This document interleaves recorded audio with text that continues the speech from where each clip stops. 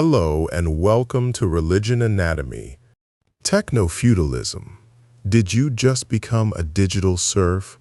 Let me describe a serf. A serf is someone who works land they don't own, produces value they don't keep, and cannot leave without permission from a lord who controls the territory they depend on for survival. Now let me describe you. You create content on platforms you don't own. You sell products on marketplaces whose fee structures you didn't negotiate and cannot appeal. You drive cars for apps whose pricing algorithms you cannot see. You build audiences on networks that can suspend your account, demonetize your channel, or bury your content in a single update, with no warning, no compensation, and no recourse. A former finance minister of one of the oldest democracies in the world has a name for this arrangement. He calls it Techno-Feudalism, and he says capitalism is already dead. Yanis Varoufakis is not a blogger. He is a professor of economics at the University of Athens, a former Greek finance minister, and one of the most cited heterodox economists alive. In his 2023 book, now being read with increasing urgency in 2026, he argues that the economic system most people think they live under has already been replaced. Markets, the medium of capitalism, have been replaced by digital trading platforms which look like, but are not, markets better understood as fiefdoms. And profit, the engine of capitalism, has been replaced with its feudal predecessor, rent. Specifically, it is a form of rent that must be paid for access to those platforms and to the cloud more broadly. Real power today resides not with the owners of traditional capital, such as machinery, buildings, or industrial robots. They have become vassals in relation to a new class of feudal overlord, the owners of cloud capital. As for the rest of us, we have returned to our former status as serfs, contributing to the wealth and power of the new ruling class with our unpaid labor. Unpaid labor, not a metaphor. Every search you run, every post you like, every minute you spend scrolling, that behavioral data is extracted, processed, and sold. You are the raw material. You are working the land. You just don't get paid for it. Varoufakis describes three distinct classes in this new system, and understanding them is essential to understanding where you sit. Techno-feudalism is based on shaping consumer behavior, extracting free labor from cloud serfs, and charging cloud rent from vassal capitalists that want to sell their goods. The first class is the cloudalists: Amazon, Google, Apple, Meta, Microsoft. They own the cloud capital, the algorithms, the data centers, the network effects, the infrastructure. They are the lords. The second class is esterelek, cloud proles, waged workers driven by cloud-based algorithms. Uber drivers, Deliveroo couriers, Amazon warehouse workers. Their entire working lives are managed by systems they did not design, cannot appeal, and cannot organize against in any traditional sense, because the platform insists they are not employees. They are independent contractors. They are free, and they are completely controlled. The third class is cloud serfs, which means everyone else. Every person who uses Google search, Instagram, TikTok, YouTube, every time you use these products, you generate data that trains the algorithm, improves the system, builds the platform's competitive moat, and you receive nothing in return but the convenience of using the platform. You are paying rent with your attention and your behavior. You are farming the cloud lord's land. If you want to see techno-feudalism in action, look at what the creator economy has revealed in 2025 and 2026. 77% of creators worry about being dependent on a social media platform for their income. 70% say an algorithm change could have serious effects on their life. Only 12% of full-time creators make more than $50,000 annually. 300 million people worldwide identify as content creators.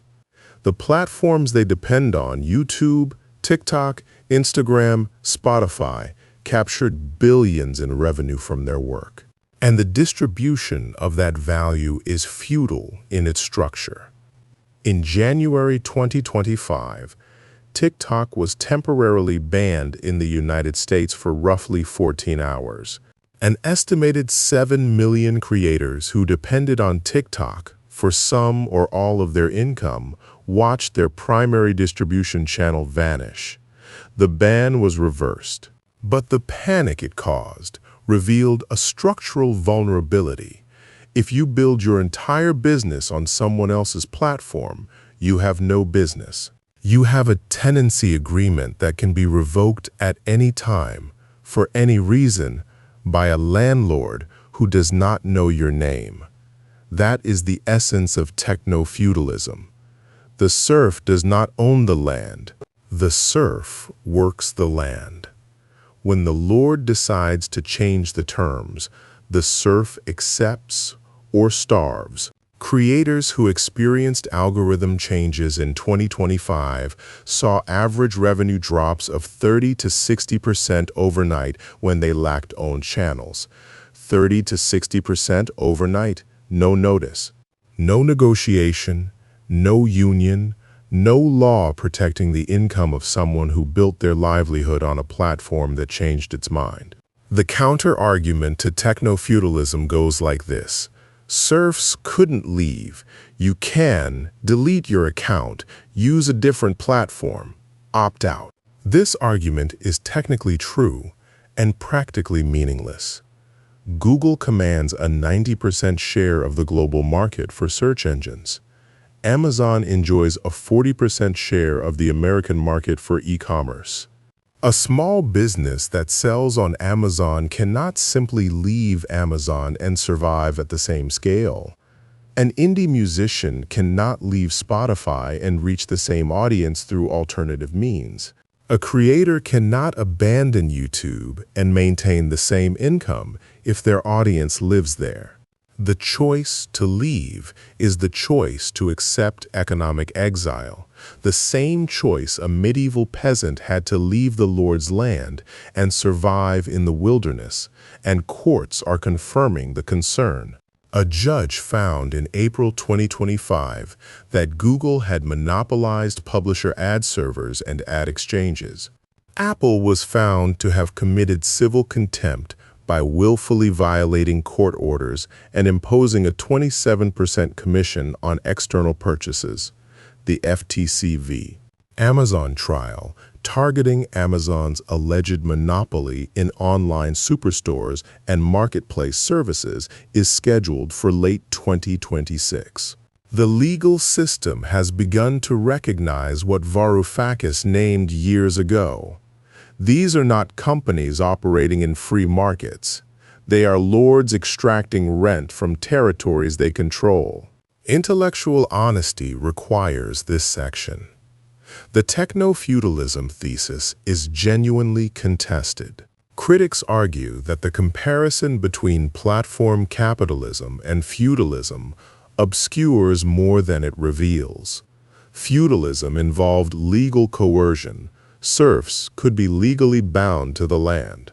Digital platform users retain freedom of exit, even if that exit is costly. The dominant dynamic remains market competition, not feudal obligation, even if the power asymmetries are severe. This critique has real force. You are not legally bound to Amazon. Apple does not own your body. The feudalism analogy is sharpest when describing gig workers and content creators, and weakest when describing casual platform users who face no serious economic consequences from switching. But the power asymmetry the analogy describes is real and growing. The concentration of cloud infrastructure in 5 companies, the capture of network effects that make exit socially and economically costly, the extraction of human attention and behavior at scales. No medieval lord could have imagined, whether you call it feudalism, platform capitalism, or rentier capitalism, the structure of domination it describes is documented, quantified, and accelerating. Here is where we stand in April 2026. 5 companies are spending a combined $660 billion on capital expenditure this year alone, building the infrastructure of a digital economy that everyone must access, but almost nobody owns.